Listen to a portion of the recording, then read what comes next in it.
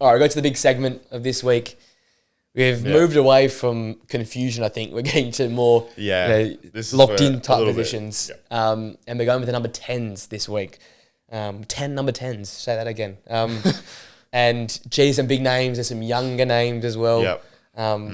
Gee, I think my average age is looking below 25, almost as how young my list is. Yeah, mine's probably about the same as well, I want to make an honourable shout quickly before we get into it. Yep. Something that you touched, I think, towards the start of this show. Isco is my honourable shout because if he was still fit, I would have him in. Just hasn't played, some time and loved what he was doing. His stats still rack up with some of the best in the world right now. He hasn't played for ages, so I hope I didn't spoil any list there, but he's my honourable shout before we get into the top 10. So, here we go. Number 10. Number 10. Isco. Oh, who would have thought? Again, obviously the injury, like you said, has sort of ruined his season big time. But I think just the fact that he was up there with Bellingham as the player of the season while he was fit is ridiculous. And for a guy that, at Madrid was well respected, but didn't get probably necessarily the game time. I think went out on loan to Valencia and I think struggled there a little bit. But now he's at Betis and he's the leader of that team. He's just been unbelievable. I think he's recently come back from his injury, I think. I think I saw it the other day, I think he's just come back.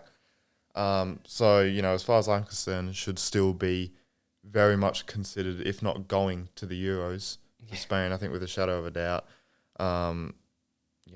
Comfortable on the ball and has carried that better side to a very respectable 7th position on the league at the minute, which I think is very good for Betis. So European football. Yeah, and he scores some big goals. Like I think Barca scored 2 to get them back into Barca. it. Yep. And just some big performances this season. For a guy that looked sort of finished in a way, on the outer, but very well respected in Spain and. Got to go to the Euros. Has to. Yeah, has to. I think we agree off the bench it'd be incredible to bring on in terms of how young that midfield could be. You never know. So I think he'd have to come in there. Yep. Alrighty. My number 10, that was, I was tossing with Isco and this guy. This is more of a personal favourite. It's not much of my rogue shout this week. I went Xavi Simons on my number 10.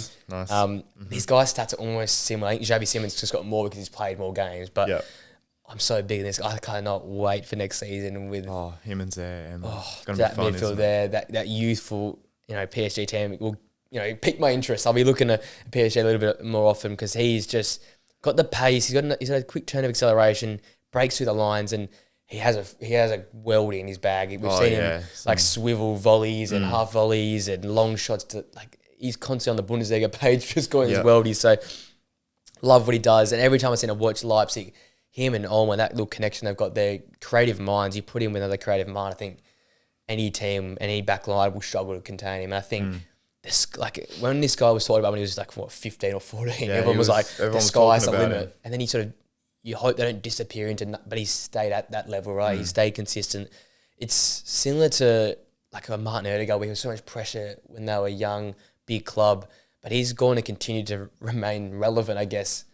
Whereas Odegaard sort of disappeared for a little bit and then came back, obviously, with Arsenal's move. But the fact he can go on loan and not just get lost in maybe a bit of the hype. He stayed at it. Yep. He's going to come back to PSG and probably be their top 5, top 6 player, I think, next year when he comes in. So he's my number 10 for me and could be even higher next year. Yeah, very nice. I've got Xavi Simons at number 9. Like it. This is like the continuity. For a 20-year-old, he's ridiculous, isn't he? Him and Zeremi next season are going to be so fun to watch for PSG fans and just as a neutral. 9 goals and 13 assists in all comps for a Leipzig side that, we know how young they are. They do focus on youth. We know that they can be inconsistent at times, but he's been unbelievable and he sort of roams around. He drifts out wide to receive the ball a lot, but some of his unbelievable goals this season have come from picking up the ball in midfield, driving and shooting. And I loved his goal on the weekend where he found that little pocket of space in between the DMs and the centre backs, turned and played a 1-2 and scored a belter. So, his dribbling's ridiculous. He's so creative and, like you said, everything you mentioned, the goals, and he's got the whole package for a 20-year-old. So. It's in that same mould again where you can almost leave him as a false 9 and he'd score some goals. So we could have put him as a left winger, right? Yeah, I think he could. Yeah, he could go left wing. He does kind of start out there, but on the ball will drift. And it's the Leipzig way. They just give him free rein to do what you want and produce as much as you can. All right, my number 9 is someone who I mentioned actually last week. I got Paulo Dybala as my number 9. Nice. Oh yeah, a bit of a bromance now before me and Paulo Dybala. You tell me they missed him on the weekend. They were probably one of the poorest performances they put in probably a month, I think, Roma. And the common factor that wasn't there was Paulo Dybala. You know, when you need someone to finish or create something from nothing, yeah, Pellegrini ended up doing it. But this guy Dybala, especially the last 2 months now that you can say, he's popped up every time they needed someone. He's going to be big in this Europa League run, I feel, especially with the next leg they've got. Like, he's going to be massive in terms of his experience in big competitions, his know-how. And like I said last week, when he's on the ball, does he make a bad decision? Basically not. And he's so cool, calm and collected. He's got the goals in him.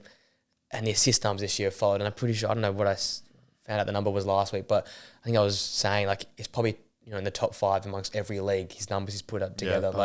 He'd be in top 5 of every single league you put him in. So, yeah, ridiculous numbers. Refound that best Juventus form and 100%. Absolutely love that. Yeah. He's my number 9. Yep. Well, fair play. I've got him number 8. Look at us go. Number 8, yeah. Again, was good under Mourinho, but whole new level under De Rossi. He's been ridiculous. You know, some of the goals he's scored with his left foot, edge of the box. If he's on a tight angle, he'll slip it past the keeper.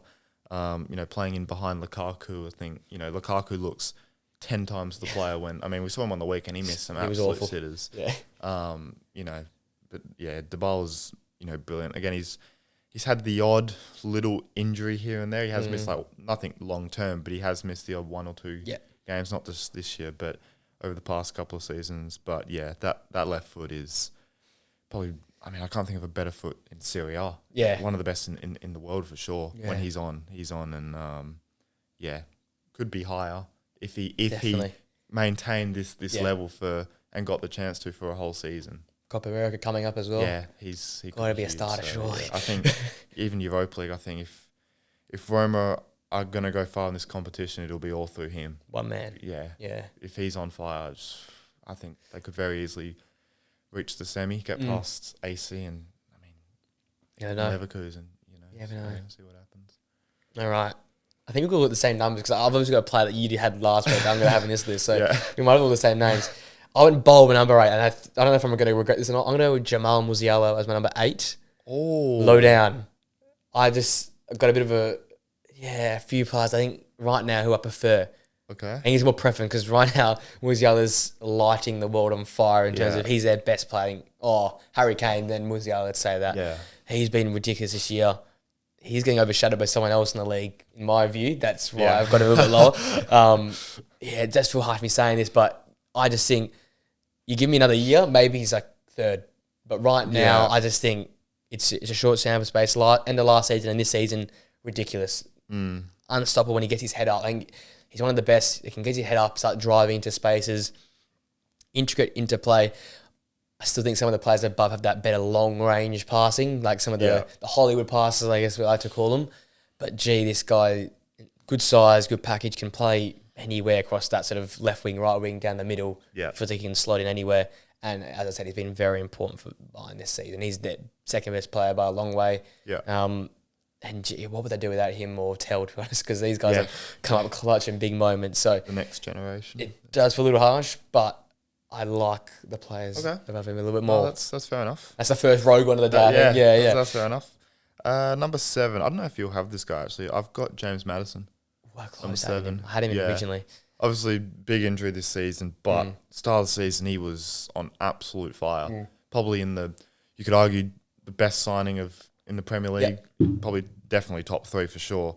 I think his passing is probably his best attribute. I know he's got a lot of things going for him, but his passing, his ability to find the gap between the centre-back and the full-back to play through Son and Kulusevski, Johnson, Werner, whoever it is ridiculous. And obviously, set pieces, he's brilliant as well. Adds that quality, shooting from distance. I like when he gets the ball on the edge of the box and he can whip it into the far corner. He does that so many times. And, just a well-respected Premier League player, someone that was well respected at Leicester. We knew his quality, and is now the player that we knew he could be at a big club if he got that chance. Yeah. So he's been brilliant. Would probably be higher, but just the injury. If he kept playing, I could have had him top 5. Maybe the injury has obviously affected him a little bit. I think he hasn't been the same. Yeah, same. Yeah. But still, brilliant football. Top player. Yep. Yeah. He could be number 3 at the start of the season, like easily if number we did 3. this start of the season. Yeah, different story. Yeah, exactly. Real into a different story. Yeah. All right, my number 7. Maybe this is very reactionary after the weekend. I went Bruno at number 7. Yeah. This is now, like, as much people, he's easy to have a go at. I think we all can agree he's easier to target. But this is a guy that I think when he ends his career, he'll be in so much pain because he constantly will play through knocks, niggles, never not available. And that for me is one of the best strengths of him. He plays the most ridiculous passes sometimes that look awful, but when they work out and they do 6, 7 out of 10 times, when he's at his best 8, 9 out of 10 times, that's the difference between us being a mediocre team and a great team. And on the weekend, he sacrificed his game. He played centre back alongside Maguire. He played next to Dalot at times. That's something that people have a guy from being a rubbish captain or something or the other. He's an easy target, but when you look at all the stuff he does, and I'm a big defender of Bruyne because I feel like he's to play every single position this season. He's played on the right, played on the left, played at the 10, had to play at the 6 at times. When I went and watched live, I got to see him play centre back as well because of how stretched the game gets. He just does whatever the team needs, he'll do. And when the team's settled, and when you think back, I know it was maybe the most unique moment ever, but during that away run where we didn't lose, when it was Matic, Pogba and him, you saw the goals and assists because he was playing at 10. Yep. Like when you get him at number 10 and you get good players behind him, so if Casemiro and Mane were behind him, we saw 2 or 3 games we only got, but he started to play well again, and you got Højlund scoring in front of you. The numbers are ridiculous. He's still number 1 chance creator, I think, across every league. So he's still doing it. It's just that you're not getting the output because you've got out of form Rashford, out of form Højlund at times. So I still reckon we can't bite the bullet too much on him. He's still a very, very good number 10. On his day, probably the best. Sometimes he can be off it. So that's why I've got him sort of 7th at the moment. Very nice. I've got Bruno Fernandes, number 6. Yeah. I mean, the numbers speak for themselves ever since he's arrived at United. Do I like him as a footballer, as a captain? No, because I'm a Liverpool supporter. I see him diving around at times. Again, we know his weaknesses. We know he can be a liability at times. I think that's fair to say. But it's only because he's trying so hard and because he's doing everything he can to win a game and to improve Man United as a team and as a football club. And, he's very direct the way he plays, always looking for those balls to Rashford or Garnacho. And, that's a positive. Yeah. Again, sometimes he might force it, do stupid balls that you think, Bruno, what are you doing? But again, it's like what I said. He's trying, he works his ass off. You can never fault his effort or fault his commitment. You can maybe fault some other things like his positioning and at times and the way he forces things. But again, ever since he's been at that club, he's been ridiculous through the bad times at the start when you had Pereira and Martial up top. But God help me. But he's, you can't just forget his quality because, you see the best of it at Portugal, and that's when you got good players around him. So that's the biggest tick in his book. Yeah. My number 6 is another Bundesliga player. I went Florian Wirtz, number 6 for me. So still some of the big names ahead. I've got a lot of big names ahead, so he hasn't quite broke into that bracket yet. He was 5th. He got pushed to 6th because I'm very intrigued by your maybe I was thinking about the people too much. If I'm going to slant, if I had him some other guy below him, but he started 5th, ended up in 6th. Great player, one of my favourite players. Can't wait to see him at the Euros. Yeah. I can't wait to see how they work it all out with Musiala, with him. Yeah. Who plays the left, Cruz who plays in the middle, back, Cruz is back. Yeah. Ilkay Gundogan in the form he's in there. So I don't know how it all works out, but you've got to play him at some point, at somewhere. And you saw on the weekend, like, one touch inside, one touch again, then curled in the far corner. This guy, goals, assists, vision, ball carrying ability, got the lot. Like, there's not many that can stop him at the moment. And just maybe the longevity of some players above or the current form of some players above get in above him. But, hurt me to put him that low, but that's where he is for me. Fair enough. Maybe in Bundesliga harsh this week. I've been harsh on the lads in Bundesliga. Top 5, this is going to be interesting. I got Musiala at 5. Yeah. Not only is him and Kane carried them this season, like you said, but last season, I think he single-handedly won them the league. Obviously, last game of the season. Yeah. I mean, I don't know many players in world football that can do what he did. Pick up the ball, dribble through a couple of players, edge of the box. He would have known the pressure. They had to win. He would have known.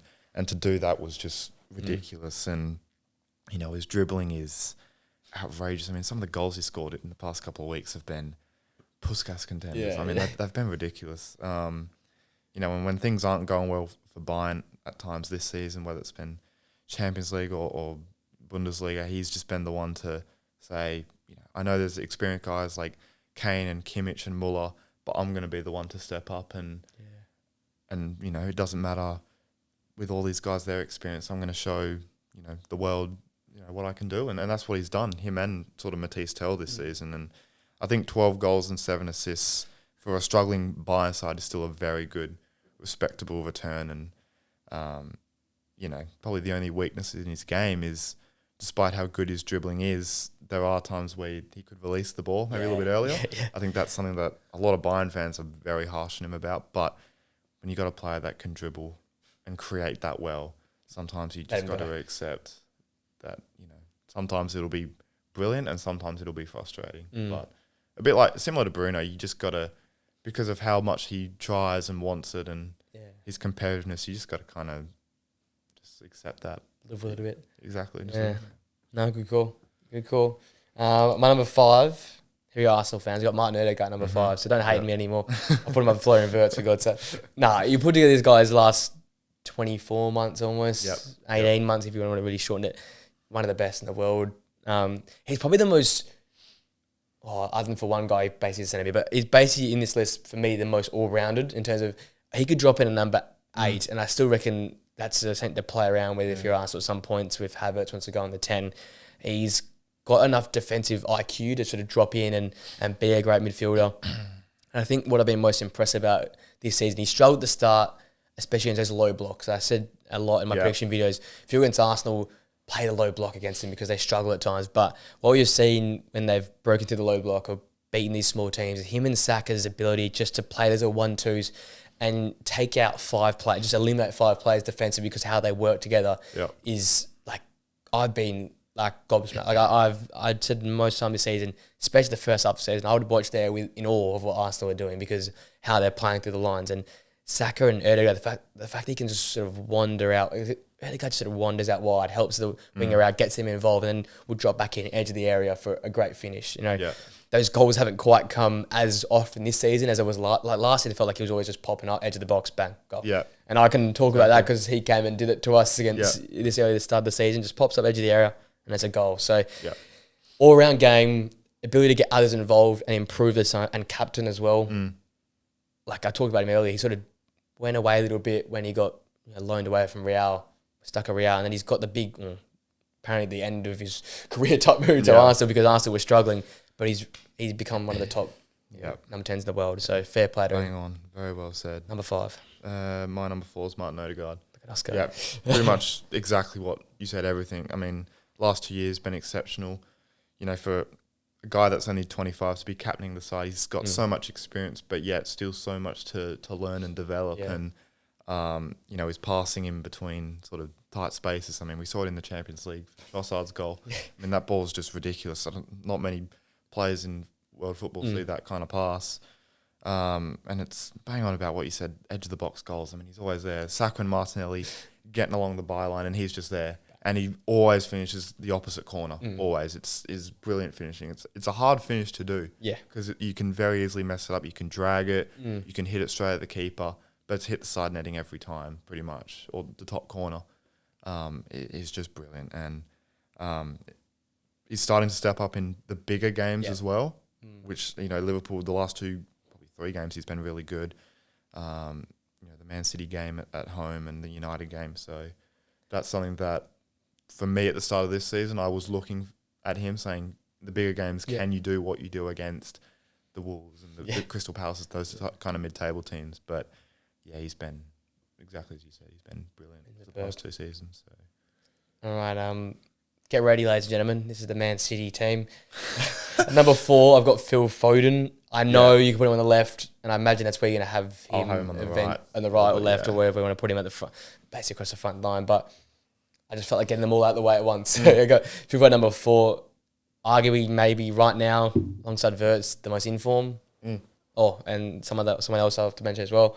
Probably the most in form central attacking midfielder or right winger or whatever you want to call it in the world. broke his own records in terms of career stats for a season. Got definitely on the Euros. We sat on the couch. I was trying to work out a way how to get all these guys into an 11. It doesn't sound like it's possible. Yeah, no. But you have to find a way to get this guy playing at his best. So I think he's going to be vital to the Euros and to this England side, despite some of the names going to be there. That says a lot about his performances and form. Yeah. I think the biggest thing with him and someone else I'll mention is KDB was out for the big chunk of the season, for the nitty-gritty part of the season where you're playing games every second, third day, through Christmas, through that start of the season where you're moulding, teething problems are sorting out, and he did a great job. Whether it was in the number 10 or whether it was off the right, off the left, or wherever he wants to fill in, he was doing that job, and he was doing it to a great level. So as much as City can be worried about what happens when KDB's gone, you've got one guy here who can absolutely do it for you. So he's my number 4. Bang on, yep. My number 3 is Florian Wirtz. There he is. 100%. I mean, besides any Liverpool player, he's my favourite Liverpool He might be Liverpool. Yeah, I hope so, yeah. He's my favourite player to watch. I mean, he is unbelievable. I mean, the goal he scored on the weekend, you're 90 seconds into a game, just to do a little body feint and just bang it in the side netting on the right corner is just ridiculous. Obviously had that massive ACL injury. Before that, he was brilliant. But this season to come back better, fitter, stronger, to have 11 goals, 17 assists in 36 games in all comps is just mental, considering how much they use the wing backs to create their chances. Wirtz's passing is brilliant. I think 2 weeks ago, I think he scored his first league goal of the year, which was, I think, quite mental. For me, I thought he scored a lot more. I think the commentator said that. But, I mean, it just goes to show the amount, he gives the ball off to Schick and to Teller and all these guys. And, he's a difference maker. He wins games by himself at times, particularly this season. And I can't wait to watch him at the Euros. And he's just an unbelievable footballer at the minute. Superstar. I can't see a weakness in his game. It doesn't feel like it. It doesn't really feel like it. Can't get him off the ball. Doesn't make any bad passes. Yeah. Scores goals. What's stopping any of these players? He's fucking 20 years old. Yep. He's just come off a bad injury. Yeah, they're going to come calling. I tell you what, they're going to come calling. My dream is that Alonso goes to Liverpool, Leverkusen terminate Wirtz's contract, and we get him for free because he's going to cost. He's going to cost a fortune. Yeah, so. he's going to cost an arm and a leg. Yeah. No, fair play. Alrighty, my number 3 is who you had last, Bernardo Silva, another City player, but yeah, I don't know if I can say anything else that you didn't say last week. He's just, he's impressed me. He's the one that filled in at times for De Bruyne. Again, I appreciate he has played an 8 a fair bit, but he's always for me number 10 in my eyes, where he creates the most probably underappreciated player in the City squad. This new iteration, I feel like you don't get talk. You think about Rodri now. You talk about them. You talk about Gundogan. You talk about KDB, Haaland. What about this guy that's been there all the way through? What about this guy's created consistently? Who's as good? I think him and Bruno are so interesting to watch at Portugal because they elevate again to another level. So this guy doesn't put in a bad performance. He'll bit of a whinger, which I don't really like, but fair play. He's a superstar and probably City's most consistent performer this season, I think I'd say. Yeah, probably. Considering some of the players and names you've got in that team there, that says a lot about him. So he's my number 3. 100%. Number 2, I've got Jude Bellingham. Same here. Yeah, I mean, there's not too much to say. I mean, he's a potential Ballon d'Or winner, depending on the Euros. Probably all comes down to that. Just unbelievable this season. He's so versatile. He's played as almost a striker at times, an attacking midfielder, can play as a box-to-box 8. But if you're that desperate, you could put him as a 6, and he'd probably have the same impact on games. Yeah. I mean, he's just ridiculous for a guy that's 20, and it's just so impressive how to go to Madrid for 100 million. It doesn't matter who you are when you go to Madrid. You already have so much pressure on you from the fans, from that whole club, the aura, the history of that club. But from the outside, as someone that's not a Madrid fan, looking in going, you spent 100 million, you need that guy to perform pretty much straight away if you're, paying that much money and you're Jude Bellingham at the end of the day. Yeah. You've been spoken about in the highest regard. Yeah. To just come in and to, I'm meant to be here. Yeah. I don't feel pressure. I'm comfortable with the players that they have to just slot in that well and to be one of the best. Not in just that team in the world. It's just ridiculous. And in any other top 10 list, he'd be number 1. Yeah, but I mean, the guy that's number 1 is just he's just an alien. Yeah, Yeah, I can't say anything else. The only thing I say is you're right. He gone into a midfield with Tchouaméni, Valverde, Kroos, Modric. Who am I missing? Camavinga, Camavinga. yeah. Like we've rattled off. Diaz Yeah, playing that. Brand Diaz in many top 10 lists Yeah. on the internet. I I've had a look at a considering few him. lists online, Yeah. and they've put him in a lot of lists. And he's been great. And like we've listed off 7-8 names here, and he's the best one. Yeah. And he's at Real Madrid. And I'll keep touching on Thierry Henry's comments. To sign for Real Madrid or Barcelona, especially Real Madrid where they're currently at, is the hardest, the most pressure you'll deal with ever. Yep. Because every night, every game, the spotlight is on you, especially Bellingham. He's got all the eyes on him. Yep. English talent that's gone to Madrid. So we got Beckham had to go through. Same thing with Bellingham, and he's lived up to it. And you're right, he's 20 years old. Yeah. Physical, IQ, smart, everything. Got the package, and Yep. you're right. Every other list, he's number one. Yep. Probably the number one informed player in the world. Yeah. But there's someone that has more respect, and that's Mr. Yeah. KDB. KDB number one, both of us. Yeah. You'd be wrong not to put it on number one. I mean, I'm shocked on the Monday episode that not all of us had him in our That was all-time ridiculous. 11. You did have him. I had him. You had I him. had him. Antonio didn't have him. Yeah, I'm surprised it wasn't a clean sweep because for me, I mean, I know the numbers don't suggest it, but sometimes we just overlook at the numbers and, you know, as just a pure footballer, his technical ability is just, and everything he's done for that club, you know, is just ridiculous. You know, he's stepped up in big games, big moments, you know, won them Champions League games by himself, won them Premier League titles by himself.